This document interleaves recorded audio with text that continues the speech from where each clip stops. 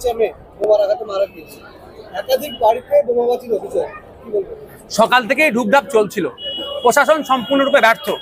এখন নাকি এসপি টেসপি গিয়ে বিশাল বাহিনী নিয়ে এখন কি করবে? এখন কি করবে? একটা বাচ্চা মেয়ের জীবন চলে গেলে এখন ফোর্স দিচ্ছে। ওই গ্রামটা জানে না অনেক আগে থেকে ওই এলাকাটা উত্তপ্ত।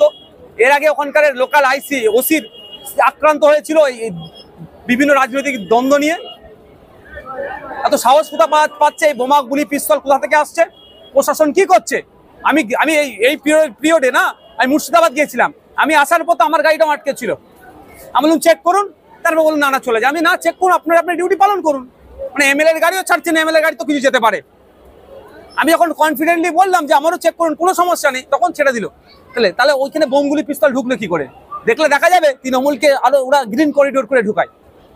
এই দায়িত্ব রাজ্য সরকারকে নিতে হবে। আমি রাজ্য সরকারের প্রধানের ক্ষমা চাওয়া উচিত নিঃশর্তে, এবং এই সমস্ত যারা গুন্ডা দুষ্কৃতী বদমাশ আছে তাদের ঘাড় ধরে জেলের মধ্যে ঢুকিয়ে দেওয়া দরকার।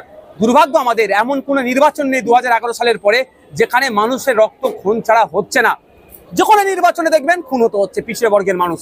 আর একটা কথা আমি জোর গলায় বলছি, এটা মুসলমানদের শিক্ষা নেওয়া দরকার। মুসলমানদের রক্ত ছাড়া পশ্চিমবাংলা নির্বাচন নাকি বৃথা হয়ে যাচ্ছে। মুসলমানরা না খুললে পশ্চিমবাংলা নির্বাচন নাকি সার্থক হয় না। আর কত মার খাবেন? চাকরিতে 0% নিচে চলে গেছেন, শিক্ষা স্বাস্থ্য কর্মসংস্থান ধ্বংস হয়ে গেছে, ওবিসি সার্টিফিকেটে ধ্বংস হয়ে গেলেন। এখনো লাশ হয়ে এই লাশের রাজনীতি করবেন?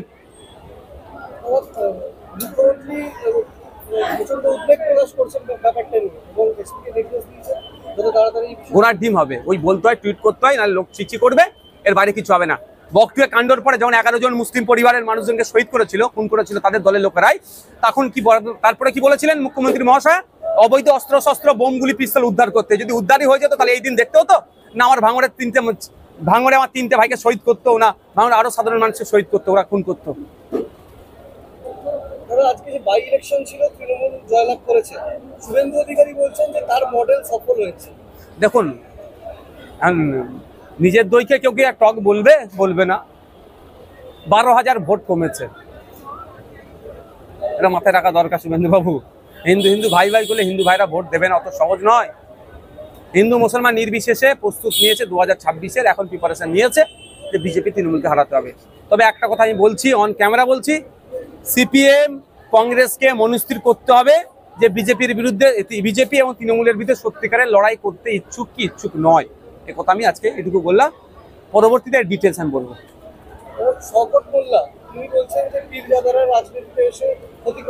আপনি জ্ঞান দেবে নটোরিয়াস ক্রিমিনালটা?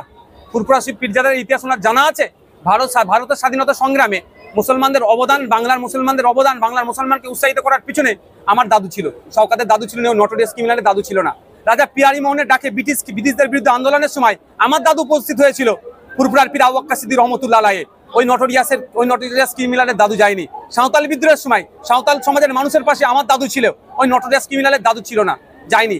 ওই নটোরিয়াস ক্রিমিনাল আমাদেরকে জ্ঞান দেবে? আমরা এতদিন তো রাজনীতি করিনি, ধুলিস্যাৎ করেছে, ধ্বংস করেছে, রাজনীতিকে কুলসিত করেছে। এখন রাজনীতিতে আসেছি, ওদের নোংরামি বন্ধ করবো, ওদের খাওয়া বন্ধ হয়ে যাবে। এই জন্য ফুরফুরার পীর সাহেব পীরজাদার উপরে ওদের রাগাত। কই দূর কি সব ডায়লগ ভুলে গেলেন? 31শে আগস্ট 2024-এর মধ্যে আমার সরকার ঘোড়ার ডিম করবে দিয়েছে উপহার। আপনারা দিয়েছেন হিরোকে, তো হিরো কি করে কন্ট্রোল করবে? আপনারা যদি জনগণের জনপ্রতিনিধিকে জিতে দেন, পার্লামেন্টে গিয়ে আপনাদের হয়ে তুমুল ভাবে করতো। সমস্যা হচ্ছে আপনাদের, ভুল লোককে নির্বাচন করবেন আর আশা নেবেন। আপনি লাগাচ্ছেন আম গাছ, আর আমরা খাওয়ার শখ গেছে। আমরা খাওয়ার শখ গেলে আমরা গাছই লাগাতে হবে। Thank you.